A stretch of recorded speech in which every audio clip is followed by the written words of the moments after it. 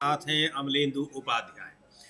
प्रधानमंत्री नरेंद्र मोदी की अमेरिका की यात्रा पूरी हो गई है। वहां से वो वापस चल चुके हैं और अमेरिका की ये जो बहुप्रतीक्षित यात्रा थी, जिसकी चर्चा उनकी यात्रा से पहले ही हो रही थी और उसमें ट्रंप से मुलाकात को लेकर जो बातें सामने आ रही थी, तो ट्रंप से मुलाकात के बाद उसी तरह की स्थिति बनी जिसकी आशंकाएं जाहिर की जा रही थी। यानी प्रधानमंत्री मोदी से उनके सामने ही अडानी के मामले पर सवाल भी पूछ लिया गया। उस सवाल से किस तरह से बचते नजर आए हम आपको भी बताएंगे, लेकिन उससे महत्वपूर्ण बात यह है कि डोनाल्ड ट्रंप ने उस संयुक्त प्रेस वार्ता में जो बातें कही हैं वो भारत को झटका देने वाली हैं, प्रधानमंत्री मोदी को भी झटका देने वाली हैं। सीधे तौर पर डोनाल्ड ट्रंप ने कहा कि भारत ने ये वादा किया है कि वो रक्षा और दूसरे तमाम क्षेत्रों से संबंधित जो खरीदारी है वो ज्यादा से ज्यादा करेगा और ज्यादा बढ़ाएगा। यानी जो और उसके अलावा जो रेसिप्रोकल टैरिफ की उन्होंने बात की है, यानी जितना टैरिफ, जितना टैक्स हम लेंगे, हमसे लिया जाएगा उतना ही हम लेंगे, ये बात कहकर एक बड़ा झटका दिया है। चूंकि नए कार्यकाल में, अपने दूसरे कार्यकाल में डोनाल्ड ट्रंप लगातार ये बात कहते रहे हैं। ब्रिक्स देशों को लेकर भी उन्होंने अपनी वही बात प्रधानमंत्री मोदी के सामने भी दोहराई जो उससे पहले कहते रहे हैं। तो ये साफ साबित हो रहा है। और सबसे महत्वपूर्ण बात ये कि जिस तरह से प्रधानमंत्री ने प्रवासी भारतीयों की वापसी के लिए सहमति जताई है, सहमति पहले भी जताई गई थी, लेकिन जो ये कहा जा रहा था कि जिस तरीके से प्रवासी भारतीयों को भारत वापस भेजा जा रहा है, उस तरीके को लेकर प्रधानमंत्री हस्तक्षेप करें, लेकिन उस संयुक्त प्रेस वार्ता में ऐसा कहीं नजर नहीं आया कि उसके लिए प्रधानमंत्री मोदी ने कोई कोशिश की हो, या कोशिश की भी हो तो उस पर कोई राय बनी हो या उसको कंसीडर किया गया हो अमेरिका की तरफ से। ये तमाम बातें हुई, लेकिन इन सब में जो महत्वपूर्ण बात रही कि अडानी के मामले में, या चूंकि अडानी के खिलाफ वहां पर कई मुकदमे चल रहे हैं, गिरफ्तारी वारंट जारी है, प्रधानमंत्री नरेंद्र मोदी से वहां सवाल पूछा गया और उस सवाल के जवाब में वो किस तरह से घिरे नजर आए आपको वो भी दिखाएंगे। लेकिन अमलेंदु जी, बहुत ही महत्वपूर्ण ये मामला है, खास तौर से जो टैरिफ की बातें हो रही थी, यानी व्यापार घाटा, और व्यापार घाटे को लेकर जो बातें थी कि व्यापार के मुद्दे पर एक समान बर्ताव किया जाएगा और भारत ज्यादा से ज्यादा चीजें हमसे खरीद करेगा, किसी तरह की टैक्स में मुरव्वत नहीं दी जाएगी, और जिस तरह से जितना टैक्स हम पर इंपोज किया जाएगा उतना ही टैक्स हम उनसे भी लेंगे, किसी के साथ कोई रियायत नहीं बरती जाएगी। इस तरह की भाषा में डोनाल्ड ट्रंप ने ये बातें कही है। इसको लेकर क्या कहा जाए कि जो बहुत सारी उम्मीदें थी, और ऐसा माना जा रहा था कि जो डोनाल्ड ट्रंप का जिस तरह से वो जो एक एग्रेसिव उनका व्यवहार दिखाई पड़ रहा है दूसरे कार्यकाल में, बिल्कुल उसी तरह से उन्होंने उस संयुक्त प्रेस वार्ता में भी अपनी बातों को रखा। हाँ समीर जी, एक तो डोनाल्ड ट्रंप ने दोहरी चाल चली है, और दोहरी चाल इस मायने में चली है कि भारत के ऊपर एक तो ज़्यादा टैरिफ लगाने की बात उन्होंने साफ कर दी है, और उनका ये कहना था कि भारत दुनिया में सबसे ज़्यादा टैरिफ वाला देश रहा है, जो भी टैरिफ दूसरे देशों पर लगाया जाएगा वही भारत पर भी लगाया जाएगा, ये साफ साफ कहा ट्रंप ने जी। और ये कहा कि जो हम पे जितना टैरिफ लगाएगा उसी तरीके से हम टैरिफ लगाएंगे, भारत कोई अलग नहीं है जी, ये भी साफ साफ कहा। तो यानी जो यहाँ एक तूमार बांधा जा रहा था कि साहब माय फ्रेंड डोनाल्ड ट्रंप के साथ नरेंद्र मोदी जब मिलेंगे तो बहुत सारी डील होंगी, वो डील तो हुई है, लेकिन उससे फायदा माय फ्रेंड डोनाल्ड ट्रंप को हुआ है, भारत को नुकसान ही नुकसान हुआ। एक तरीके से कहा जाए नरेंद्र मोदी भारत की संप्रभुता और भारत के हित जो है वो एक तरीके से गिरवी रखकर ट्रंप के सामने आ गए हैं। तो ये जिस तरीके से टैरिफ की बात चल रही है उसमें साफ तौर पर नुकसान भारत को होता हुआ दिखाई पड़ रहा है। और ट्रंप ने जो और कई बातें कही हैं समीर जी, जैसे ब्रिक्स को देशों को ट्रंप ने कहा, वो भी साफ तौर पर भारत को नुकसान पहुंचाने वाला है। और ट्रंप ने कहा है कि जो ब्रिक्स देश हैं ये असल में डॉलर के खिलाफ अपनी जो थे बना रहे थे, बुरे उद्देश्य के लिए इसको स्थापित किया गया था, और मैंने उनसे कहा है कि यदि वे डॉलर के साथ खेलना चाहते हैं तो उन्हें 100% टैरिफ का सामना करना पड़ेगा। जिस दिन वे कहेंगे कि वे ऐसा करना चाहते हैं, वे वापस आएंगे और कहेंगे हम आपसे विनती करते हैं, जब से मैंने कहा है ब्रिक्स खत्म हो गया है, तो ये घोषणा कर दी और नरेंद्र मोदी के सामने ये घोषणा की जी, और नरेंद्र मोदी खामोश बैठे रहे कि ब्रिक्स के नाम पर कुछ नरेंद्र मोदी के मुंह से एक शब्द भी नहीं निकला। तो ये साफ तौर पर समझा जा सकता है कि नरेंद्र मोदी एक तरीके से आत्मसमर्पण की मुद्रा में वहां थे। अब जब जी लौट बिल्कुल। कर और आएंगे, ये हाँ जी, और ये जो सीधे तौर पर वो कह रहे थे कि जब ये संयुक्त प्रेस वार्ता में उन्होंने कहा डोनाल्ड ट्रंप ने कि भारत व्यापार घाटे को कम करने के लिए अमेरिका से F-35 लड़ाकू विमानों सहित पहले से ज्यादा तेल, गैस और सैन्य हार्डवेयर खरीदेगा। सीधे तौर पर यह बात कही। उस समय प्रधानमंत्री मोदी भी वहां मौजूद रहे और उसके अलावा यह भी कहा, बहुत स्पष्ट तरीके से डोनाल्ड ट्रंप ने कहा कि अमेरिका भारत को पारस्परिक शुल्क, जिसको रेसिप्रोकल टैरिफ कहा जाता है, उससे नहीं बख्शेगा। यानी ये जो रेसिप्रोकल टैरिफ है, इसका मतलब यही हुआ कि जिस तरह से हमारे ऊपर टैरिफ लगेगा और उसी तरह से हम दूसरे देशों पर लगाएंगे। ये सारे मुद्दे ऐसे थे जिनकी बात ट्रंप अपने दूसरे कार्यकाल में लगातार कर रहे हैं। माना जा रहा था कि बहुत सारे जो व्यापारिक हित हैं वो प्रधानमंत्री मोदी की मुलाकात के बाद शायद ट्रंप उसमें कुछ ढीले पड़ेंगे, लेकिन ट्रंप का ये जो रुख था, एक आक्रामक रुख था, वो बिल्कुल वहां दिखाई पड़ा। और सबसे महत्वपूर्ण बात, इस पर और आगे चर्चा करेंगे कि किन मुद्दों पर बात हुई और डोनाल्ड ट्रंप के ने प्रधानमंत्री नरेंद्र मोदी के सामने और कौन सी बातें की उस संयुक्त प्रेस वार्ता में। जो दोनों नेताओं के बीच जो तमाम समझौते हुए हैं, जो बातें हुई हैं, उनका ब्यौरा दिया गया उस प्रेस कॉन्फ्रेंस में।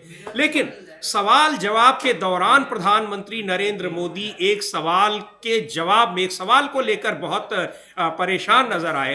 परेशान इसलिए नजर आए कि भारत में उनसे वो सवाल नहीं पूछा जाता है। क्या सवाल था और उसका जवाब क्या रहा, एक बार सुनते हैं। उसके बाद प्रधानमंत्री नरेंद्र मोदी की बॉडी लैंग्वेज भी क्या कह रही है, वो भी हम देखते हैं।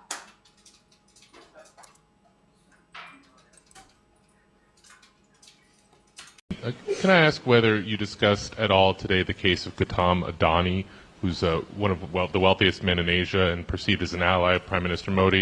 Prime Minister Modi, have you asked the President to take action on that case? Thank you. पहली बात है, भारत एक लोकतांत्रिक देश है और हमारे संस्कार, हमारी संस्कृति वसुधैव कुटुंबकम की है। हम पूरे विश्व को अपना एक परिवार मानते हैं। हर भारतीय को मैं अपना मानता हूं। दूसरी बात है, ऐसे व्यक्तिगत मामलों के लिए दो देश के मुखिया न मिलते हैं, न बैठते हैं, न बात करते हैं। नरेंद्र मोदी ने और बहुत सारी बातें हुई है अमेरिका के राष्ट्रपति से और उस प्रेस कॉन्फ्रेंस के दौरान भी। लेकिन ये एक क्लिप सबसे ज्यादा वायरल हो रही है। उसका कारण भी ये है कि प्रधानमंत्री ने जो भी जवाब दिया वो तो दिया ही, उसमें कोई ऐसी बड़ी बात नहीं थी। हालांकि कई बार आरोप लगते हैं कि तमाम देशों की यात्रा जब प्रधानमंत्री की होती है तो उसमें आगे और पीछे अगर उसका मूल्यांकन किया जाए, विश्लेषण किया जाए, तो उसमें अडानी के हित वहां दिखाई पड़ते हैं। उस पर चर्चा करेंगे, उसकी अक्सर बात होती रहती है। लेकिन महत्वपूर्ण बात तो ये थी कि ये सवाल उनसे पूछा गया और निश्चित तौर पर इस सवाल की उनको, चूंकि भारत में किसी तरह से उनसे इस तरह के सवाल नहीं पूछे जाते हैं, प्रेस कॉन्फ्रेंस तो वो करते ही नहीं है। व्यक्तिगत तौर पर भी जब इंटरव्यूज होते हैं तो उनमें भी ऐसे सवाल नहीं आते। लेकिन इस सवाल का उन्होंने जवाब बखूबी दिया और बेहतर तरीके से दिया। पर इस सवाल की काफी चर्चा हो रही है भारत में। हाँ बिल्कुल समीर जी, इस सवाल की काफी चर्चा हो रही है। बखूबी तो दिया प्रधानमंत्री ने एक जवाब, लेकिन एक तरीके से देखा जाए तो साफ तौर पर उन्होंने इशारा दे दिया कि वो अपने मित्र अडानी को बीच मझधार में छोड़ रहे हैं। ये भी एक तरीके से इसका समझा जा सकता है, चूंकि उन्होंने वहां बचाव करने की कोई प्रयास किए नहीं अडानी का। ये कहा ये व्यक्तिगत मसला है, और ये व्यक्तिगत मसला कहते ही यहाँ जो है विपक्ष जबरदस्त तरीके से टूट पड़ा है। तमाम लोगों के बयान आ रहे हैं। राहुल गांधी ने भी ट्वीट किया है, राहुल गांधी ने भी सवाल पूछा है कि देश में सवाल पूछो तो चुप्पी, और बाहर अगर सवाल पूछ लिया जाए तो ये व्यक्तिगत मसला है। तो यानी एक तरीके से कहा जाए कि बचाने का प्रयास तो किया अडानी को, लेकिन सार्वजनिक तौर पर अडानी के साथ खड़े हुए नरेंद्र मोदी दिखना नहीं चाहते। ये भी एक संकेत एक तरीके से दिया है। आरोप ये लग रहे हैं समीर जी, विपक्ष जो आरोप लगा रहा है वो आरोप ये लगा रहा है कि अडानी को बचाने के लिए ही नरेंद्र मोदी भारत की संप्रभुता के साथ समझौता करके आए हैं और डोनाल्ड ट्रंप की गोदी में भारत के तमाम जो हित हैं उनको छोड़कर चले आए हैं। और नरेंद्र मोदी वहाँ भारतीयों के साथ जो अपमान का मसला है उसका भी उन्होंने कोई खंडन नहीं किया, उस पर कोई सवाल नहीं उठाया, बल्कि स्वीकारोक्ति करके चलाए हैं कि अमेरिका जिनको भेजेगा उनको भारत सहर्ष स्वीकार कर लेगा और इसी तरीके से स्वीकार कर लेगा जैसे वो बेड़ियों में जकड़ कर भेजे जाएंगे। जबकि यहाँ ये मांग उठ रही थी कि आप ट्रंप से बात कीजिए कि बराबर का देश है, हम संप्रभु राष्ट्र, हमारे नागरिकों के साथ आप ऐसा बर्ताव नहीं कर सकते। मुझे लगता है कि राहुल गांधी का ट्वीट जो इस मसले पर, अडानी मसले पर, आप अगर बताएंगे क्या? जी, राहुल गांधी का ट्वीट दिखाते हैं और राहुल गांधी ने लिखा है कि देश में सवाल पूछो तो चुप्पी, विदेश में पूछो तो निजी मामला। अमेरिका में भी मोदी जी ने अडानी जी के भ्रष्टाचार पर पर्दा डाल दिया। जब मित्र का जेब भरना मोदी जी के लिए राष्ट्र निर्माण है, तब रिश्वतखोरी और देश की संपत्ति को लूटना व्यक्तिगत मामला बन जाता है। तो ये राहुल गांधी का ये ट्वीट है अडानी के सवाल पर, जिस तरह से प्रधानमंत्री नरेंद्र मोदी ने वहां पर उस प्रेस वार्ता में जवाब दिया है। लेकिन एक बात ये भी है अमलेंदु जी, क्या अब प्रधानमंत्री मोदी ने इन आरोपों को भी ये जवाब देकर खारिज किया कि वो जब दूसरे देशों की यात्रा पर जाते हैं तो वो अडानी के हित में समझौते करके आते हैं, और वो ऐसे समझौते करके आते हैं जिससे अडानी को या और कॉरपोरेट्स को फायदा होता है जो उनके बहुत करीबी माने जाते हैं। हाँ बिल्कुल समीर जी, उनसे कॉरपोरेट्स को फायदा होता है और कॉरपोरेट्स को फायदा जो पहले तो ये कहा जाता था कि प्रधानमंत्री के साथ अडानी जाते हैं, लेकिन जब से सवाल पूछे जाने लगा कि प्रधानमंत्री के जहाज में कौन जाता है तो फिर वो मामला खाली होने लगा। और जब से राहुल गांधी अमेरिका में तो वैसे भी नहीं जा सकते, वैसे नहीं जा सकते। और राहुल गांधी ने जब से वो सदन में चित्र लहराया है अडानी के साथ हवाई जहाज वाला, उसके बाद से वो साथ में चित्र आना बंद हो गए हैं और अडानी का आ निकलना भी जो प्रधानमंत्री के मुंह से वो बंद हो गया है।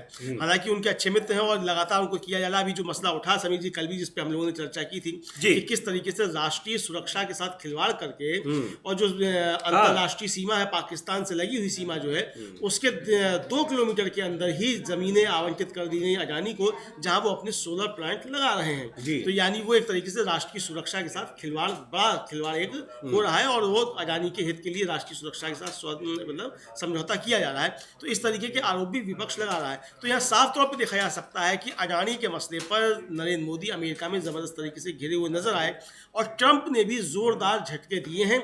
यहाँ जो है भले ही जो एक कहा जाए जो कठपुतली मीडिया है वो मोदी राग गाता रहे, लेकिन जो चीज़ें सामने निकल कर आ रही हैं, जो समझौते सामने निकल कर आ रहे हैं, जिन पे हस्ताक्षर हुए दोनों देशों के जो आया है, उससे साफ लगता है कि भारत की संप्रभुता अमेरिका के सामने नरेंद्र मोदी ने गिरवी रख दी है। जी बिल्कुल। तो सुनते हैं क्या कहा है उस प्रेस वार्ता में डोनाल्ड ट्रंप ने, अमेरिका के राष्ट्रपति ने।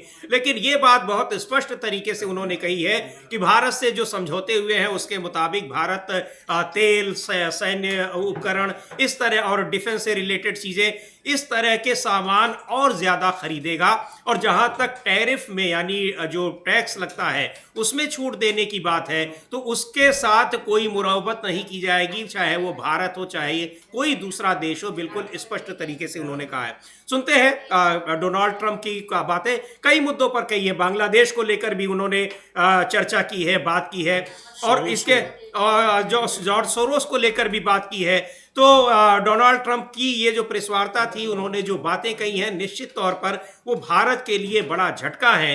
प्रधानमंत्री नरेंद्र मोदी के लिए निश्चित तौर पर, वो भारत के प्रधानमंत्री हैं, प्रतिनिधित्व कर रहे हैं, तो उनके लिए व्यक्तिगत तौर पर भी झटके हैं। क्योंकि जो अडानी का मामला है, ये भी कहा जा रहा है, अमलेदु जी, चर्चाएं हो रही हैं, सोशल मीडिया पर भी ये बातें आ रही हैं कि ऐसा लगता है कि अडानी के मामले पर प्रधानमंत्री ने बैटिंग जरूर की होगी डोनाल्ड ट्रंप से मिलने के बाद, लेकिन डोनाल्ड ट्रंप की तरफ से शायद कोई रियायत नहीं मिल पाई है और उनका जो जवाब था वो भी उसी की तरफ इशारा करता हुआ दिखाई पड़ रहा है। खैर, सुनते हैं एक बार किस तरह से डोनाल्ड ट्रंप ने उस प्रेस वार्ता में प्रधानमंत्री मोदी के साथ हुई बातचीत और जो समझौते हुए उसका क्या ब्यौरा दिया।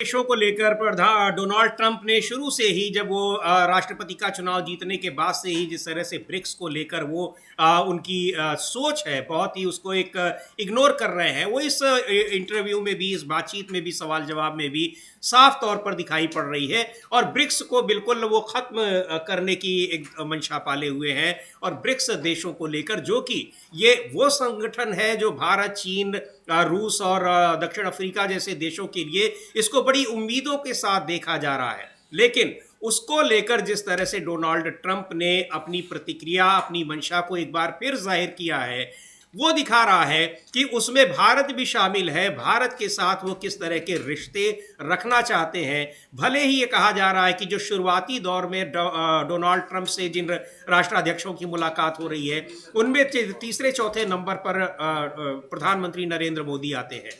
यानी ये दोस्ती चाहे जितनी महत्वपूर्ण हो, ये चाहे रिश्ते कितने भी महत्वपूर्ण हो, प्रधानमंत्री नरेंद्र मोदी उनको कितना भी माय डियर फ्रेंड अभी भी कह रहे हो, लेकिन डोनाल्ड ट्रंप अपने पिछले कार्यकाल की तुलना में बिल्कुल बदले नजर आ रहे हैं। हाँ बिल्कुल, डोनाल्ड ट्रंप एकदम बदले बदले नजर आ रहे हैं और सबसे ज्यादा देखा जाए तो जो उनके मित्र समझे जाते हैं, माय डियर फ्रेंड जो हैं जी, उन पर ही सबसे ज्यादा वो जो है वो प्रहार करते हुए डोनाल्ड ट्रंप दिखाई पड़ते हैं।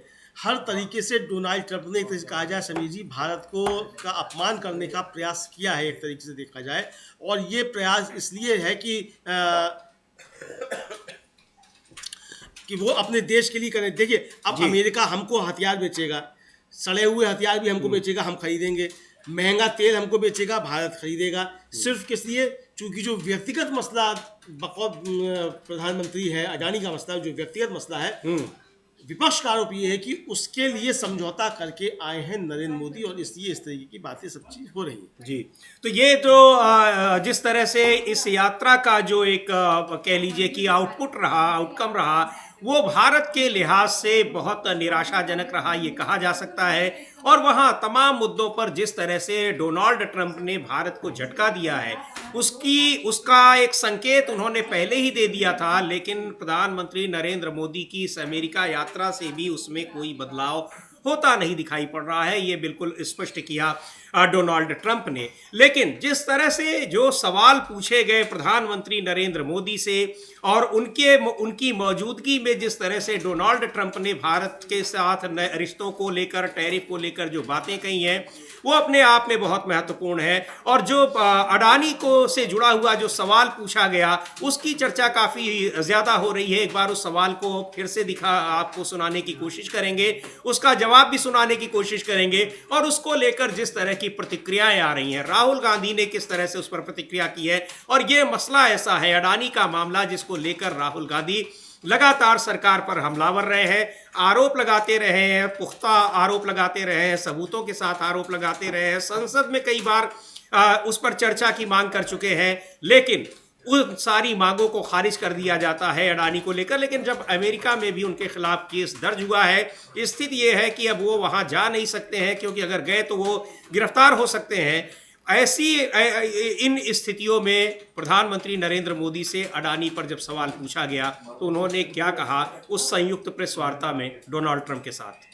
व्यक्तिगत मामला है और जब दो राष्ट्राध्यक्ष एक साथ बैठते हैं तो इस तरह के मामलों में बातचीत नहीं की जाती है। अमलेंदु जी, क्या समझा जाए? उन्होंने उस पत्रकार को, अमेरिकी पत्रकार को, या जिसने भी सवाल पूछा, उसको प्रधानमंत्री नरेंद्र मोदी ने आईना दिखाया है, उसको बताया है कि जो फॉरेन पॉलिसीज क्या होती हैं, व्यक्तिगत संबंधों की बात नहीं होती, या फिर वो खुद उस सवाल का जवाब देने से बचते नजर आए?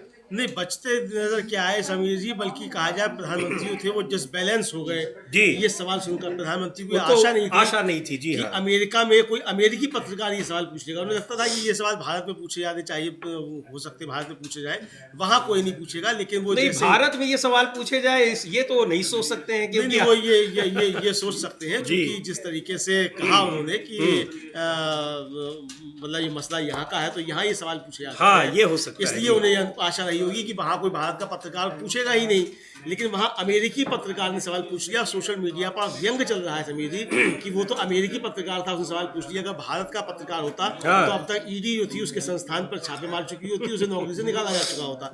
लेकिन यहाँ प्रधानमंत्री नरेंद्र मोदी जो थे वो एकदम से अकबका गए कि ये सवाल आ कैसे गया। तो प्रधानमंत्री का जो जवाब है बहुत डिप्लोमेटिक जवाब भी है, और एक तरीके से ये है कि उनका कहना ये कि व्यक्तिगत मामला है, ये मेरे और डोनाल्ड ट्रंप के बीच का मामला है, मुझे जो करना है वो मैं कर चुका। बात ये मैं आपको नहीं बताऊंगा, एक तरीके से ये प्रधानमंत्री ने कहा। इसको आप इस तरीके से भी ग्रहण कर सकते हैं जो उन्होंने कहा कि व्यक्तिगत मामला है। हालांकि उनका उन्होंने जो जवाब दिया उसका अगर आप सीधा सीधा लगाएं तो ये कि भाई ये व्यक्तिगत मसले हैं, हम इस पर दो राष्ट्राध्यक्ष इस पर बात नहीं करते। लेकिन इसको अगर आप पलट कर देखना चाहें तो उसका तात्पर्य ये भी है कि ये व्यक्तिगत मसला है, ये मैंने व्यक्तिगत बातचीत डोनाल्ड ट्रंप के साथ कर ली है, माय डियर फ्रेंड के साथ में। जी। भले ही 18,000 भारतीयों को जो हथकड़ियां और जंजीरें बांधकर भेजा जाना है वो आ जाए, लेकिन इसके साथ समझौता किया जा सकता है, देश की संप्रभुता के साथ समझौता किया जा सकता है। लेकिन अडानी का मसला व्यक्तिगत मसला है, उस व्यक्तिगत मसले पर बातचीत हो गई। जी बिल्कुल, अपने नागरिकों के सम्मान के साथ समझौता किया जा सकता है और ये बहुत ही गंभीर बात है जिसको लेकर यहाँ बहुत आलोचना हुई। जो पहली खेप आई है अमेरिका से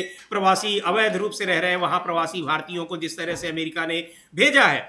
मल्लिकार्जुन खड़गे जो प्रधानमंत्री मोदी की अमेरिका यात्रा से पहले ही कह चुके थे कि प्रधानमंत्री को इस मुद्दे पर बात करनी चाहिए और हमारे नागरिकों की इस तरीके से, इस अमानवीय तरीके से वापसी नहीं होनी चाहिए। लेकिन उसकी बात शायद नहीं हुई, क्योंकि अगर हुई होती तो निश्चित तौर पर इसका जवाब प्रधानमंत्री ने दिया होता, ये बात कही होती और सहमति जरूर जताई है। निश्चित तौर पर अगर अवैध रूप से गए हुए हैं उनको वापस भेजा ही जाएगा, लेकिन तमाम देशों ने जिस तरह से अमेरिका को आंख दिखाई है, आईना दिखाया है, अपने जहाज भेजकर अपने देश के अवैध नागरिकों को वापस बुलाया है, भारत भी वैसा कर सकता है, ऐसा कहा जा रहा है भारत में। लेकिन भारत ने शायद उस तरह की कोई वहां पर न तो बात रखी न तो मांग रखी, बल्कि जो डिपोर्ट करने का अमेरिका का प्रस्ताव था और उसको पूरी तरह से स्वीकार किया है। इसको लेकर अब एक बार फिर प्रतिक्रियाएं हो रही हैं। हालांकि दूसरी खेप भी आने वाली है, जो अवैध प्रवासी भारतीय हैं, अगले कुछ दिनों में उनकी वापसी भी होगी। लेकिन अगर उसी तरीके से वापसी होती है तो ये मुद्दा एक बार फिर बहुत गर्म होने जा रहा है और इसको लेकर सरकार पर जो हमले हैं विपक्ष के, और विपक्ष के ही नहीं आम लोगों के हमले निश्चित तौर पर वो बढ़ जाएंगे। कांग्रेस के नेता, छत्तीसगढ़ के पूर्व मुख्यमंत्री भूपेश बघेल क्या कह रहे हैं, चूंकि राज्यसभा में जिस तरह से विदेश मंत्री एस जयशंकर ने कहा कि ऐसे ही वापसी होती है और इसी तरह से होती रही है, उसके जवाब में वो भी उस जवाब को लेकर घिरे हुए हैं। भूपेश बघेल को सुना जाए कि उन्होंने क्या कहा है प्रधानमंत्री मोदी की इस यात्रा और भारत के जो वहां पर रह रहे नागरिक हैं उनकी वापसी को लेकर। सर, प्रधानमंत्री नरेंद्र मोदी अमेरिका दौरे पर हैं। मल्लिकार्जुन खड़गे जी ये कह रहे हैं कि अगर पीएम के दोस्त होते ट्रम्प तो इस तरह गुलामों जैसा व्यवहार नहीं करते जो लोग वहां से भेजे गए। बिल्कुल सही बात है। अरे विरोध तो दर्ज करना था। देखिए, इसके पहले एक आईएएस अधिकारी को मनमोहन सिंह के समय उसके खिलाफ कार्रवाई की। यहाँ भारत सरकार ने न केवल आपत्ति दर्ज की बल्कि उसका कड़ा प्रतिवाद किया और वहाँ सब कुछ किया जिसके कारण से उसको बाध्य होना पड़ा था अमेरिका सरकार। आज गिड़गिड़ाते जा रहे हैं। सर, पेरिस दौरे पर भी गए, भारत में लोगों को आने का इनविटेशन दे रहे हैं, सही समय है भारत में आने का बता रहे हैं पीएम। देखिए, इस सरकार के कथनी करने में बड़ा अंतर है। इन्होंने कानून बनाया कि जो दूसरे देश में जो हिंदू रहते हैं वो आके यहाँ नागरिकता लें और हमारे ही यहाँ से गए हैं भारतीय अमेरिका, उसको पाँव में बीड़ी और हाथ में हथकड़ी बना के भेज रहे हैं। अब सरकार क्यों तक नहीं कर पा रही? तो कथनी और करने में बड़ा अंतर है। है कि किस तरह से भारतीयों की वापसी पहले भी हुई है। निश्चित तौर पर जो अवैध भारतीय वहाँ किसी भी देश में रह रहे हो तो उनको वापस भेजा जाता है, लेकिन भेजे जाने का तरीका क्या होता है वो महत्वपूर्ण है। उसको लेकर यहाँ पर सवाल उठ रहे थे। पहली खेप जो आई थी 104 भारतीयों की, वो बहुत हैरान करने वाली थी और कितने अमानवीय तरीके से अमेरिकी एयरफोर्स के जहाज में, कार्गो प्लेन में उनको भेजा गया था जिसमें सामान लाया जाता है, ढोया जाता है। उस जहाज में, यानी यात्री जहाज नहीं था वो, उसमें भेजा गया। और अब उसी तरह से लगता है कि जो बाकी बचे भारतीय हैं वैसे ही भेजे जाएंगे, क्योंकि भारत सरकार ने स्पष्ट कर दिया है कि वो उन भारतीयों को भेजे जाने से पूरी तरह से सहमत है। राज्यसभा में भी विदेश मंत्री ने यह बयान दे दिया कि जो तरीका भी है वो भी बिल्कुल सही है। तो क्या लगता है कि इस अमानवीय तरीकों को लेकर कोई बात हुई होगी, क्योंकि प्रधानमंत्री का भी ये जो बयान है सहमति है अमेरिकी सरकार के साथ, और जिस तरह से बयान राज्यसभा में दिया था एस जयशंकर ने, उसको देखकर लगता है कि क्या जब दूसरी खेप आएगी तो उसमें कोई बदलाव होगा, उनको बिना हथकड़ियों और जंजीरों के भेजा जाएगा? और अगर ऐसा ही करता है तो भारत अपने जहाज भेजकर उनको क्यों नहीं वापस मंगा रहा है? नहीं समीर जी, देखिए मुझे नहीं लगता है कि इस पर कोई बात इस पर होगा, क्योंकि जो विदेश सचिव हैं विक्रम मिस्त्री जी, उनका वक्तव्य आया है। उनका है कि जहां तक अवैध आप्रवास का मुद्दा है, इस पर चर्चा के दौरान चर्चा हुई। हाँ। चर्चा के दौरान प्रधानमंत्री मोदी ने कहा कि भारत ने अपना रुख बहुत स्पष्ट कर दिया है कि अगर किसी भी देश में अवैध प्रवासी भारतीय नागरिक साबित होते हैं तो हम उन्हें वापस ले लेंगे जी। हालांकि उन्होंने इस बात पर जोर दिया कि अवैध प्रवासियों की वापसी कहानी का अंत नहीं है। इस रैकेट पर एक पारिस्थितिकी तंत्र पनपता है, इस बारे में कुछ करना दोनों देशों की जिम्मेदारी है। उन्होंने इन रैकेट के बारे में अधिक जानकारी प्राप्त करने के लिए संयुक्त राज्य अमेरिका से सहयोग मांगा, लेकिन उनके वक्तव्य में कहीं ये जिक्र नहीं है कि प्रधानमंत्री नरेंद्र मोदी ने डोनाल्ड ट्रंप से कहा कि आप इनके साथ अमानवीय व्यवहार नहीं करेंगे। ये भारतीय आपके गुलाम नहीं है। अगर इन्होंने आपके किसी कानून का उल्लंघन किया है, वो हमारे देश के कानून का उल्लंघन नहीं है। हमारे देश में आप इनको इस तरीके से नहीं भेजेंगे, इसका कहीं कोई जिक्र नहीं किया है। विक्रम मिस्त्री की बाइट भी हम लोगों के पास होगी, हम अपनी टीम से कहेंगे कि अगर हो तो उस बाइट को सुनवा भी सकते हैं समीर जी, विक्रम मिस्त्री क्या कह रहे हैं, तो हमारी बात की पुष्टि हो जाएगी। जी बिल्कुल, उसको क्या उन्होंने कहा है, लेकिन इससे उनके इस बयान से ये स्पष्ट हो रहा है कि बिल्कुल भी उस तरीके को लेकर कोई बात नहीं हुई जिस तरीके को लेकर यहाँ इतनी आलोचना हो रही है। अमानवीय तरीके से, गुलामों की तरह से हाथों में हथकड़ियाँ और बेड़ियाँ डालकर उनको यहाँ भेजा गया है। तो अगर विक्रम मिस्त्री की बाइट एक बार सुनते हैं, उन्होंने कहा क्या है, किस जो वहाँ पर प्रवासी गैर अवैध तरीके से रह रहे प्रवासियों की वापसी का मुद्दा है, उस पर दोनों देशों के नेताओं के बीच क्या बात हुई है। लेकिन उनके उस बयान से स्पष्ट है कि बातचीत तो हुई है, लेकिन कैसे भेजेंगे इस पर चर्चा नहीं हुई है। और यही बात है, यही इशू है जिस पर यहाँ सबसे ज्यादा चर्चा हो रही है भारत में। सुनते हैं विदेश सचिव को। किया जाएगा एक इकोसिस्टम जिससे अवैध तरीके से न पहुंच पाए भारतीय, उस अवैध तरीके से न पहुंच पाने के इकोसिस्टम को तैयार करने की बात पहले भी हो रही है। वो मांग भी हो रही है कि आखिर वैसे इस तरीके से, अवैध तरीके से ये लोग पहुंचे कैसे। लेकिन बड़ा सवाल ये है कि अवैध तरीके से वो पहुंचे भले हैं, कानून का उन्होंने उल्लंघन किया है, उन्हें सजा मिलनी चाहिए, लेकिन जब उनको डिपोर्ट किया जा रहा है, वापस भेजा जा रहा है भारत, तो उनको इतने अमानवीय तरीके से क्यों भेजा जा रहा है, इसकी कोई चर्चा ऐसा लग रहा है विदेश सचिव के बयान से भी। और प्रधानमंत्री नरेंद्र मोदी ने भी उस प्रेस वार्ता में जो बातें कही हैं कि इस अमानवीय तरीके को लेकर कोई चर्चा नहीं हुई, यानी भारत ने कोई आपत्ति नहीं जताई, उसको स्वीकार है ये कि हाँ, हमारे नागरिकों को आप ऐसे ही भेजिए। बहुत गंभीर मुद्दा है और इसके लेकर विपक्ष ने कहा भी था प्रधानमंत्री से कि इस मुद्दे को जरूर उठाएं डोनाल्ड ट्रंप से बातचीत के दौरान, लेकिन लगता है नहीं उठाया गया उस मुद्दे को। अडानी की चर्चा बहुत हो रही है सवाल जवाब में, और अडानी को लेकर जो सवाल पूछा गया, प्रधानमंत्री नरेंद्र मोदी ने जो जवाब दिया उस पर आम आदमी पार्टी ने भी प्रतिक्रिया जताई है।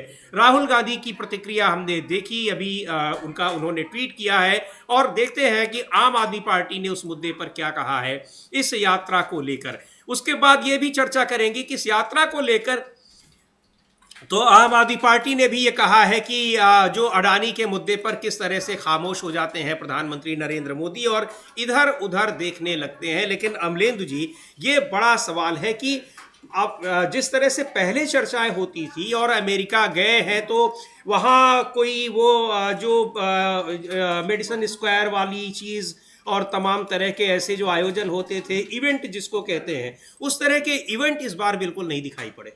हाँ समझिए, इस बार इवेंट बिल्कुल दिखाई नहीं पड़े, और इस बार मोदी मोदी के नारे भी उस तरीके से दिखाई नहीं पड़े जी। तो क्या जो ये 18,000 भारतीय आ रहे हैं, यही वो लोग थे जो मोदी मोदी के नारे लगाते थे? ये सवाल भी पूछे जा रहे हैं। अब पता नहीं ये सवाल मतलब है कि नहीं है, अब ये तो कहा नहीं आ सकता, लेकिन ये सवाल पूछे अवश्य जा रहे हैं। तो ये बहुत सारे मसले हैं, और इसको महत्वपूर्ण बात ये समीर जी कि अडानी के मसले पर आम आदमी पार्टी ने बाकायदा अपने जो और उनका ऑथेंटिक मतलब ऑथराइज्ड उनका जो कहा जाए वेरीफाइड उनका जो ट्विटर हैंडल है उस पर सवाल उठाया है। यानी कि अडानी के मसले पर इंडिया गठबंधन एकजुट यहाँ नजर आ रहा है, जबकि कांग्रेस और आम आदमी पार्टी दोनों थे वो एक दूसरे के खिलाफ दिल्ली चुनाव में उतरे थे। बिल्कुल, उस अब लिखा है आम आदमी पार्टी का जो आधिकारिक ट्विटर हैंडल है उस पर लिखा गया है कि प्रधानमंत्री नरेंद्र मोदी ने अमेरिका में दिखाई अडानी से अपनी दोस्ती। अमेरिका में एक पत्रकार ने प्रधानमंत्री मोदी से उनके खास मित्र अडानी के भ्रष्टाचार और रिश्वतखोरी को लेकर सवाल पूछा। तो मोदी जी ने उसे व्यक्तिगत मामला बता दिया। अडानी द्वारा देश की संपत्ति को लूटना और रिश्वत बांटने के कुकृत्य को प्रधानमंत्री द्वारा निजी मामला बताना बेहद ही निंदनीय और शर्मनाक बात है। ये आप देख सकते हैं प्रधानमंत्री मोदी की उस तस्वीर के साथ, उस वीडियो के साथ, जो क्लिप हमने आपको सुनाई थी, वो सवाल और जवाब, उसके साथ आम आदमी पार्टी ने ये पोस्ट की है ट्विटर पर। और आप देखें कि बिल्कुल इससे मिलता जुलता पहले ही राहुल गांधी ट्वीट कर चुके हैं। राहुल गांधी के ट्वीट को भी एक बार देखेंगे कि लगभग उसी तरीके से, उसी भाषा में राहुल गांधी ने भी कहा। तो बिल्कुल सही कह रहे हैं अमलेंदु जी कि इस मुद्दे पर इंडिया गठबंधन के जो घटक दल हैं वो बिल्कुल एक मत है। राहुल गांधी के ट्वीट को देखते हैं, नजर डालते हैं उन्होंने अपने ट्वीट में क्या लिखा है। अडानी को लेकर जो सवाल पूछा गया प्रधानमंत्री मोदी से अमेरिका में, और उनका जो जवाब रहा, कहा गया है कि प्रधानमंत्री अपने देश के तमाम संसाधन तो उनको दे रहे हैं, लेकिन जब उनसे बारे में पूछा जाता है तो वो उसका अपना निजी मामला बता रहे हैं दूसरे देशों में जाकर के। राहुल गांधी लिख रहे हैं, देश में सवाल पूछो तो चुप्पी, विदेश में पूछो तो निजी मामला। अमेरिका में भी मोदी जी ने अडानी जी के भ्रष्टाचार पर पर्दा डाल दिया। जब मित्र का जेब भरना मोदी जी के लिए राष्ट्र निर्माण है, तब रिश्वतखोरी और देश की संपत्ति को लूटना व्यक्तिगत मामला बन जाता है। अमलेंदु जी, आम आदमी पार्टी का ट्वीट भी लगभग इसी तरह की बात कर रहा है, भाषा थोड़ी सी अलग जरूर हो। वो भी यही कह रहे हैं कि देश में सवाल पूछो तो चुप्पी और विदेश में पूछो तो निजी मामला, और यहाँ पूरा संसाधन उनको दे रहे हैं और वो सारा चीज किस नाम पर दिया जा रहा है, राष्ट्र निर्माण के लिए दिया जा रहा है। वही चीज आम आदमी पार्टी भी कह रही है। हाँ बिल्कुल, यही सवाल बार बार पूछे जा रहे हैं। आम आदमी पार्टी ने भी यही सवाल पूछा है जी कि प्रधानमंत्री अपने मित्रों के लिए जो है वो देश का संसाधन लुटा रहे हैं। यानी समझिए पूरा विपक्ष इस मसले पर एकजुट नजर आ रहा है कि प्रधानमंत्री नरेंद्र मोदी किस तरीके से अपने मित्र को फायदा पहुंचाने के लिए राष्ट्र का नुकसान कर रहे हैं। हालांकि समझिए हम लोगों ने जब इस पर चर्चा की थी अपने कार्यक्रम में, जब प्रधानमंत्री जाने वाले थे, तो हमने एक बात कही थी कि जब अमेरिका फर्स्ट का नारा हो सकता है पुतिन ट्रंप के लिए, जी हाँ, तो हमारे प्रधानमंत्री के लिए इंडिया फर्स्ट है। इंडिया से आपको अगर चिढ़ है तो भारत प्रथम या राष्ट्र सर्वोपरि क्यों नहीं हो सकता जी। तो प्रधानमंत्री नरेंद्र मोदी ने ट्रंप के साथ बातचीत में ये बात तो कही कि राष्ट्र सर्वोपरि है, लेकिन राष्ट्र सर्वोपरि है, लेकिन वो आपके जो समझौते हुए उनमें राष्ट्र नहीं दिखाई पड़ रहा है, उनमें राष्ट्र सर्वोपरि दिखाई नहीं पड़ा जी। यानी कि आपने सिर्फ हमारी बात सुनकर ये तो कहा कि राष्ट्र सर्वोपरि है, क्योंकि आपको लगा कि आपके ऊपर दबाव है कि देश के अंदर ये बातें उठ रही हैं कि आप भी जैसे अमेरिका फर्स्ट ट्रंप कह रहा है ऐसे ही आप इंडिया फर्स्ट कहिए, लेकिन आपको चूंकि इंडिया के नाम से चिढ़ है तो आप जो है वो राष्ट्र सर्वोपरि है, भारत प्रथम, इस तरह की बात कह सकते थे। तो आपने राष्ट्र सर्वोपरि कहा, लेकिन आपने राष्ट्र को सर्वोपरि रखा नहीं, क्योंकि सर्वोपरि जो विपक्ष के आरोप है वो आपने अपने मित्र को रखा जी। तो ये सवाल यहाँ विपक्ष उठा रहा है लगातार। और जब प्रधानमंत्री आएंगे, वहां से चल चुके हैं प्रधानमंत्री अमेरिका से, भारत के लिए चल चुके, जब यहाँ आएंगे और जब भारत की धरती पर उतरेंगे तब ये सवाल और ज्यादा उठेंगे। और जब संसद का सत्र होगा, जब शुरू होगी संसद, उसमें भी ये सवाल निश्चित तौर पर उठेंगे। जी बिल्कुल, चूंकि संसद के बजट सत्र का जो पहला हिस्सा था उसमें जमकर इस बात की आलोचना हुई और बयान की मांग की गई। हालांकि बयान दिया इस दबाव के आगे एस जयशंकर ने, विदेश मंत्री ने, लेकिन उस बयान से संतुष्ट नहीं हुए विपक्षी सांसद और उस मुद्दे पर, यानी जिस तरह से भारतीयों की अमेरिका से वापसी हुई, उस मुद्दे पर सरकार की आलोचना काफी ज्यादा हो रही है। न सिर्फ विपक्ष बल्कि आम लोग भी कर रहे हैं। और एक बड़ी खबर अमलेंदु जी अभी आ रही है मुंबई से कि वहाँ जो इंडिया कोऑपरेटिव बैंक है, न्यू इंडिया कोऑपरेटिव बैंक, उसके बाहर वहां के ग्राहकों की भीड़ लगी है। लोग अपना पैसा निकाल रहे हैं, लेकिन पैसा नहीं निकाल पा रहे हैं क्योंकि आरबीआई ने बैंक को सभी कारोबार अपना, यानी कि सारे ट्रांजैक्शन बंद करने के निर्देश कर दे दिए हैं।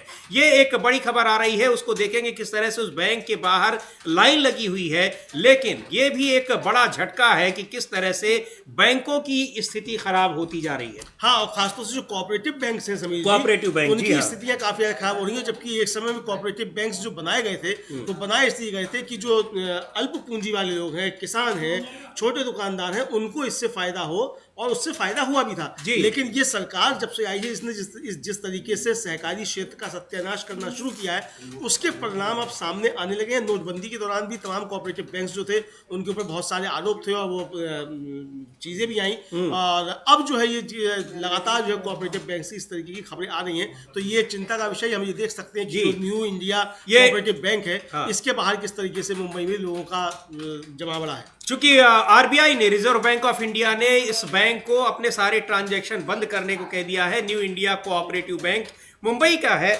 लेकिन आप जो कोऑपरेटिव की बात कर रहे हैं, गृह मंत्री अमित शाह कोऑपरेटिव मिनिस्टर भी, और वो कह रहे हैं कि ये बहुत एक ग्रोइंग एरिया है और इस पर हम लोग बहुत काम कर रहे हैं। तो क्या यही काम हो रहा है कि बैंक ही बंद हो रहे हैं, उनके ट्रांजैक्शन पर रोक लगा दी जा रही है? समीर जी, आपको याद होगा कि अहमदाबाद का एक कोऑपरेटिव बैंक जो था उसके ऊपर आरोप लगे थे कि नोटबंदी में वहाँ कुछ घपले हुए हैं। सबसे ज़्यादा पैसा वहाँ जो था किस तरीके से लगा, इस तरीके के आरोप लगे थे जी। तो अमित शाह केंद्रीय सहकारिता मंत्री भी हैं, लेकिन अमित शाह जी के सहकारिता मंत्री बनने के बाद सहकारी क्षेत्र में विपत्तियां भी शुरू हो गई हैं। एक समय में सहकारी क्षेत्र जो था वो भारत की एक तरीके से कहा जाए जो ग्रामीण अर्थव्यवस्था थी उसकी रीढ़ हुआ करता था। और समीर जी, आपको याद होगा कि जो गाँव में जो ब्रांचेस खुलती थी वो अधिकांशतः सहकारी बैंकों की ही हुआ करती थी। और जिला स्तर पर उनके चुनाव होते थे, जिला स्तर पर वो सहकारी बैंक हुआ करते थे।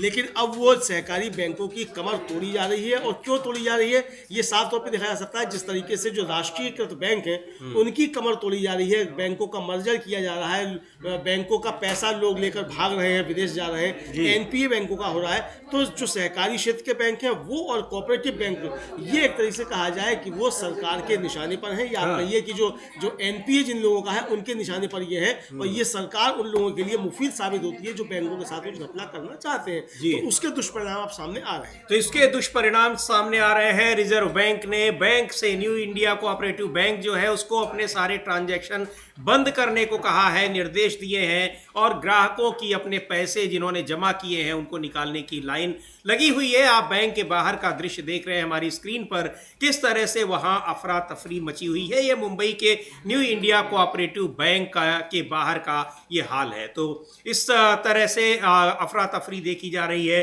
ये स्थिति क्यों आई, इसको लेकर भी बड़ा सवाल है कि आखिर किस तरह से कोऑपरेटिव के क्षेत्र में नए तरीके से उस पर काम हो रहा है, उसको और आगे बढ़ाने की कोशिश हो रही है। लेकिन एक कोऑपरेटिव बैंक के ट्रांजैक्शन को ही आरबीआई ने रोक दिया है। ये सब कैसे हो रहा है, बहुत से सवाल हैं। लेकिन एक बड़ा सवाल ये भी है, मणिपुर की जो स्थिति है, मणिपुर में राष्ट्रपति शासन लगा दिया गया है।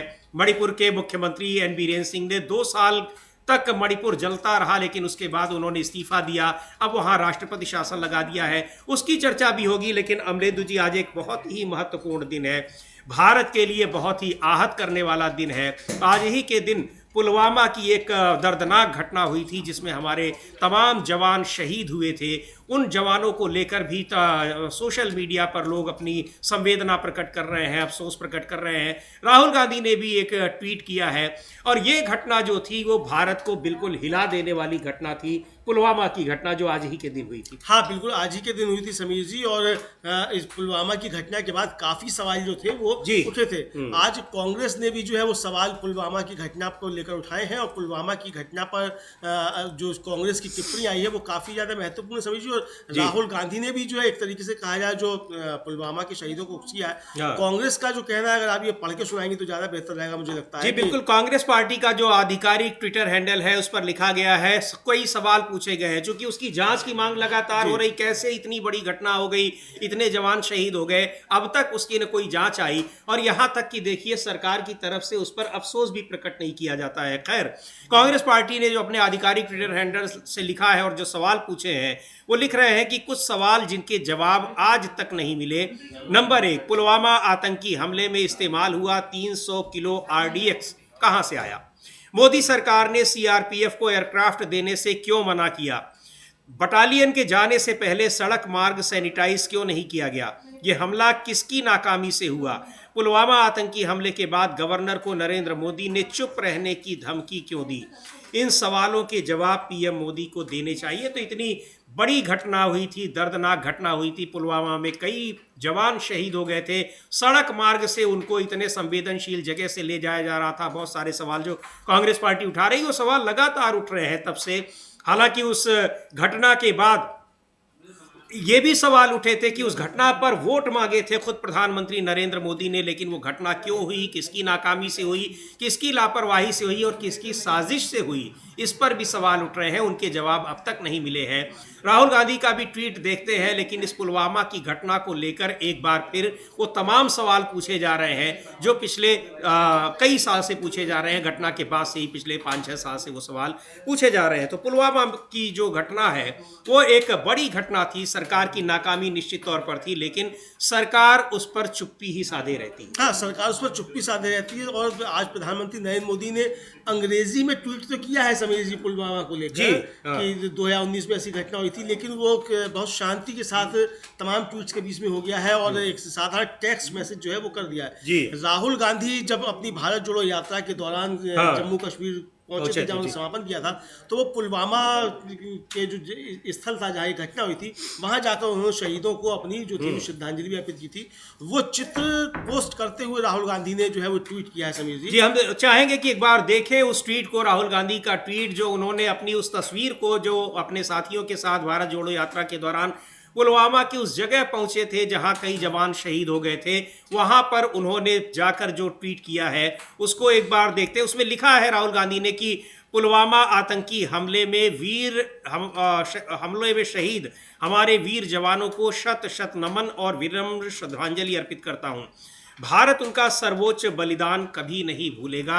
ये उन्होंने ट्वीट किया है, लिखा है, आप देख सकते हैं, जहां पर वो भारत जोड़ो यात्रा के दौरान अपने साथियों के साथ, कांग्रेस के कार्यकर्ताओं के साथ, तमाम और साथी उनके थे, उनके साथ गए और वहां पर उन्होंने श्रद्धांजलि अर्पित की। उस तस्वीर के साथ अपनी ये ट्वीट उन्होंने किया है कि भारत उनका, उन शहीदों का सर्वोच्च बलिदान कभी नहीं भूलेगा। लेकिन उस घटना पर लगातार सवाल उठ रहे हैं। सरकार से सवाल पूछा जा रहा है कि आखिर किसकी नाकामी से और कैसे इतनी बड़ी घटना हो गई पुलवामा की। जम्मू कश्मीर के पुलवामा इलाके में इतना जो RDX आया 300 किलो, कहाँ से आया, कैसे आया, रेकी नहीं की गई, उस रास्ते पर कैसे गुजार दिया गया जहां वहां पर आतंकी हमले की आशंका थी। बहुत सारे सवाल हैं और जो पॉइंट वाइज पूछा है कांग्रेस पार्टी ने। इसके अलावा कांग्रेस के नेता भूपेश बघेल ने भी एक ट्वीट किया है, वो भी कई सवाल पूछ रहे हैं, लिख रहे हैं। उन्होंने 3 सवाल पूछे हैं कि सवाल तो आज भी जिंदा है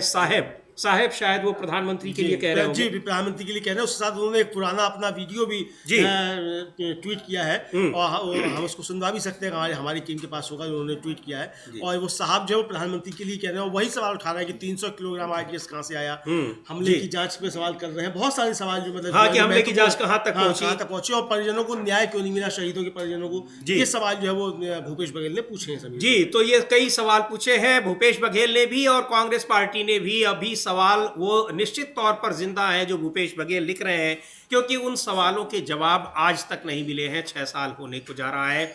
उसके बाद भारतीय जनता पार्टी ने 2 बार जीतकर सरकार बनाई है। खैर 2024 में तो जीते नहीं है, लेकिन सरकार तो बनाई ही है। लेकिन पुलवामा की घटना के बाद ये कहा जाता है अमलेंदु जी की जिस तरह से उसका चुनावी मुद्दे के रूप में इस्तेमाल किया गया, उसने पार्टी को बहुत फायदा पहुंचाया। और ये इसमें काफी हद तक सच्चाई है, क्योंकि उसके पहले भारतीय जनता पार्टी की सरकार को लेकर एक बहुत निगेटिविटी थी। कई सारे ऐसे फैसले थे, नोटबंदी का भी फैसला था और भी कई ऐसे फैसले थे जिससे लोग नाराज थे, समाज का हर वर्ग नाराज था। लेकिन पुलवामा की घटना हुई, कैसे हुई, ये सवाल आज तक बना हुआ है और उस घटना का इस्तेमाल किया गया चुनावी रैलियों में, चुनावी सभाओं में। बिल्कुल समीर जी, और उससे 2019 के लोकसभा चुनाव से पहले जो तमाम सर्वेज आ रहे थे जी, वो भी सभी दिखा रहे थे कि भारतीय NDA जो है वो 200 के अंदर सिमट रहा है। जी हाँ, उस समय ये तमाम सर्वेज आए थे और उसके बाद जबरदस्त तरीके से भारतीय जनता पार्टी को फायदा हुआ। और इसीलिए जब सतपाल मलिक जो जम्मू कश्मीर के गवर्नर रहे और भारतीय जनता पार्टी के नेता हैं, उन्होंने जब ये खुलासा किया पुलवामा को लेकर, हमारे चैनल पर ही सबसे पहले उन्होंने ये बात कही थी जी। और प्रशांत टंडन जी ने उनका इंटरव्यू लिया था, अभी भी हम लोगों का इंटरव्यू है, तो उसको लेकर उन्होंने बहुत सारे सवाल उठाए थे। और उसके बाद फिर उठाओ ये बहस देश के अंदर शुरू हो गई कि आखिर पुलवामा का सच क्या है और पुलवामा का सच देश को मालूम क्यों नहीं पड़ रहा। इसको लेकर बहुत सारे सवाल उठे थे सभी। तो बहुत सारे सवाल उठे थे, वो सवाल आज भी बने हुए हैं, क्योंकि उन सवालों का कोई जवाब नहीं मिला, उसकी कोई जांच नहीं हुई। इतनी बड़ी घटना हो गई, इतने जवान शहीद हो गए, लेकिन कुछ भी नहीं पता चला और शहीदों के परिवार भी अभी तक इस बात को जानने की कोशिश कर रहे हैं कि आखिर ये घटना कैसे हुई, क्योंकि कई लोगों का ये कहना था कि कुछ देर पहले अपने परिजनों से बात हुई है। बहुत सारी उस समय खबरें आई और ये लगातार आती रहती हैं उनके परिजनों से जुड़ी हुई, किसी को कुछ पता नहीं था और उनके परिजन भी ये सवाल उठाते हुए नजर आए कि आखिर इतनी बड़ी घटना हुई, ऐसे संवेदनशील जगह पर उनको सड़क मार्ग से क्यों ले जाया जा रहा था, जो सवाल कांग्रेस पार्टी पूछ रही है और तमाम दूसरे नेता भी, दूसरे लोग भी पूछ रहे हैं। केवल राजनीतिक पार्टियों के लोग ही नहीं बल्कि आम लोग भी ये सारे सवाल पूछ रहे हैं। और रुक करते हैं मणिपुर का। मणिपुर में राष्ट्रपति शासन तो लगा दिया गया है, लेकिन एक बड़ा सवाल ये है कि मणिपुर में स्थिति यहां तक क्यों आ गई और स्थिति यहां तक आने के बाद मुख्यमंत्री ने इस्तीफा दिया। इस्तीफा उन्होंने इतनी आसानी से नहीं दिया। 6 महीने के भीतर, 6 महीना बीत चुका था जो पिछला सत्र हुआ था विधानसभा का, अब उनको सत्र बुलाना था। सत्र में अविश्वास प्रस्ताव लाने के लिए कांग्रेस पार्टी ने कहा था, यानी सरकार का जाना तय हो गया था, तब इस्तीफा दिया गया और अब वहां राष्ट्रपति शासन लागू कर दिया गया है। इसका मतलब साफ है कि वहां भारतीय जनता पार्टी के अपने विधायक किस तरह से विद्रोही रुख अख्तियार किए हुए हैं। हाँ बिल्कुल समीर जी, बीजेपी के विधायक जो है विद्रोही रुख अख्तियार किए हुए हैं और इसको लेकर वहाँ चीज़ें सामने आई थी जी। राहुल गांधी ने इसको लेकर सवाल उठाए हैं। वहाँ जो मणिपुर में राष्ट्रपति शासन लागू किया गया, कांग्रेस ने भी सवाल उठाए, पूरे विपक्ष ने इस पर सवाल उठाए और सबका कहना यही है कि जब लगातार विपक्ष आपसे मांग करता रहा तो क्या अब आपने ये स्वीकार कर लिया है कि मणिपुर में आप विफल हुए हैं, आपकी सरकार फेल हुई है? आखिर एन बीरेन सिंह को अब क्यों हटाया गया और अब राष्ट्रपति शासन क्यों लागू किया गया, जबकि विपक्ष ये मांग 2 साल पहले से कर रहा था? और सवाल ये भी उठ रहे हैं कि क्या नरेंद्र मोदी अब जाएंगे मणिपुर? राहुल गांधी ने ट्वीट किया समीर जी, वो अगर आप पढ़ के बता सकते हैं अपने जी बिल्कुल। ये राहुल गांधी ने जो ट्वीट किया है मणिपुर को लेकर, उन्होंने लिखा है कि मणिपुर में राष्ट्रपति शासन लागू करना भाजपा द्वारा मणिपुर में शासन करने में अपनी पूर्ण अक्षमता की देर से की गई स्वीकारोक्ति है। अब प्रधानमंत्री मोदी मणिपुर के लिए अपनी प्रत्यक्ष जिम्मेदारी से इनकार नहीं कर सकते। क्या उन्होंने आखिरकार राज्य का दौरा करने और मणिपुर और भारत के लोगों को शांति और सामान्य स्थिति बहाल करने की अपनी योजना के बारे में बताने का मन बना लिया है? तो ये मांग शुरू से हो रही थी, वहां के मुख्यमंत्री से इस्तीफा मांगा जा रहा था क्योंकि लगातार स्थिति बिगड़ती गई, लेकिन उन्होंने इस्तीफा नहीं दिया। और आरोप ये भी लगे हैं, उन आरोपों की हालांकि उन जो सबूत दिए गए हैं आरोपों को साबित करने के लिए उनकी जांच हो रही है, लेकिन उसमें वो खुद भड़का रहे हैं वहां के लोगों को जो मैतेई समुदाय के लोग हैं। ऐसा कहा जा रहा है मुख्यमंत्री एन बीरेन सिंह, यानी अपनी ही जनता के प्रति जनता के एक वर्ग को भड़काने का काम कर रहे हैं। यह आरोप लगातार उन पर लगते रहे, कानून व्यवस्था संभाल नहीं पाए, यहां तक कि राज्यपाल तक ने निगेटिव रिपोर्ट दी, उसके बावजूद एन बीरेन सिंह के खिलाफ कोई एक्शन नहीं लिया गया। पार्टी के अपने विधायक और मंत्री, स्थिति इतनी खराब थी कि वहां पर राजधानी में रह नहीं रहे थे, विधानसभा नहीं जा रहे थे, बावजूद इसके उस राज्य में राष्ट्रपति शासन नहीं लागू किया गया, मुख्यमंत्री को नहीं हटाया गया, प्रधानमंत्री वहां नहीं गए, प्रधानमंत्री चुनाव तक में नहीं गए। और अब जब ये तय हो गया कि सरकार वहां जानी ही जानी है, तब मुख्यमंत्री ने इस्तीफा भी दिया, राष्ट्रपति शासन भी लागू हुआ। लेकिन प्रधानमंत्री नरेंद्र मोदी वहां का दौरा करेंगे, इस पर अभी भी किसी को उम्मीद नहीं है, राहुल गांधी भले ही मांग कर रहे हो। हाँ बिल्कुल, किसी को कोई आशा नहीं है कि प्रधानमंत्री जाएंगे, और जाएंगे भी तो चुनाव से पहले जाएंगे जी, चुनावी रैली में जाएंगे प्रधानमंत्री। तो ये और लगातार 2 साल तक एक तरह से कहा जाए कि वो यही जो है वो लगातार मांग करती होती रही, और राहुल गांधी लगातार यही बात करते हैं कि भाई आप मणिपुर जाइए, वहाँ के लोगों की कम से कम आप बात तो सुनिए, और जो आपका मुख्यमंत्री उसको हटाइए। और उस मुख्यमंत्री के खिलाफ तो सुप्रीम कोर्ट में मामला पहुँच गया है कि वो साफ तौर पर कहते हुए सुने जाते हैं कि ऑडियो में कि आप कुकी लोगों के खिलाफ जो भड़का रहे हैं, मैतेई समुदाय के लोग भड़का रहे हैं, और उसकी ऑडियो की जाँच के लिए सुप्रीम कोर्ट ने आदेश दे दिया है। तो अब उसके बाद उसकी क्या आती है वो रिपोर्ट को देखना होगा। लेकिन अभी जो राष्ट्रपति शासन लागू किया गया है, सवाल ये है कि क्या भारतीय जनता पार्टी मणिपुर में अपना अस्तित्व खो चुकी थी, सरकार उसकी जो थी अल्पमत में आ गई थी, इसलिए राष्ट्रपति शासन लगाया गया है, वरना आप दूसरा मुख्यमंत्री क्यों नहीं चुन पाए? या आप ये देश को बताना चाहते हैं कि एन बीरेन सिंह ही भारतीय जनता पार्टी का असली चेहरा है, ये बताना चाहते हैं कि एन बीरेन सिंह नहीं तो राष्ट्रपति शासन? हाँ, एक तरीके से आप ये भी बताना चाहते हैं आपके पास कोई दूसरा नेता नहीं, कोई दूसरा नेता नहीं है। यानी आपने जो मणिपुर मॉडल है उसको आपने स्वीकार कर लिया है कि भारतीय जनता पार्टी का यही मणिपुर मॉडल है जो पहले गुजरात मॉडल के नाम से जाना जाता था। जी। गुजरात मॉडल का विस्तार मणिपुर मॉडल है और नरेंद्र मोदी की जगह अब एन बीरेन सिंह भारतीय जनता पार्टी का चेहरा है। जी। ये समझाया सकता है क्या? तो इसका जवाब भारतीय जनता पार्टी की तरफ से आना चाहिए, क्योंकि राहुल गांधी ने भी सवाल पूछा है, मल्लिकार्जुन खड़गे ने भी सवाल पूछा है, जयराम रमेश ने भी सवाल पूछा है, विपक्ष के तमाम नेताओं ने सवाल पूछे कि भाई आखिर अब आपने ये कदम क्यों उठाया जब विपक्ष आपसे लगातार मांग कर रहा था। आप सदन में नहीं बोले, आपने मणिपुर का मान नहीं बोला, अभी भी आपके मुंह से मणिपुर का मान नहीं निकलता, मणिपुर जाने को तैयार नहीं है। आखिर प्रधानमंत्री मणिपुर कब जाएंगे? अब ये सवाल लगातार उठ रहा है। तो क्या लग रहा है कि ये सवाल तो उठ रहा है और राहुल गांधी मांग भी कर रहे हैं, लेकिन क्या प्रधानमंत्री मणिपुर जाएंगे? जैसे आप कह रहे हैं कि चुनाव के समय जाएं, लेकिन अभी तो चुनाव भी हुए अमलेदु जी, लोकसभा चुनाव हुआ और कोई चुनाव नहीं छोड़ते हैं प्रधानमंत्री नरेंद्र मोदी चुनावी सभाओं में। यहां तक कि अभी पिछले दिनों जब हरियाणा में चुनाव हुए थे तो चुनाव में उनको जो तमाम पार्टी के नेता थे वो मना कर रहे थे कि वो चुनाव में ना आए, फिर भी वो चुनावी सभा करने गए, मणिपुर नहीं गए। अब क्या लगता है कि राष्ट्रपति शासन लगने के बाद जाएंगे वो? लगता तो नहीं। हाँ देखिए, अब समीर जी हो सकता है अभी चले जाएं, क्योंकि इतना ज्यादा दबाव पड़ रहा है जी। और मुख्यमंत्री भी हट गया है जिसकी वजह से नहीं जा रहे थे।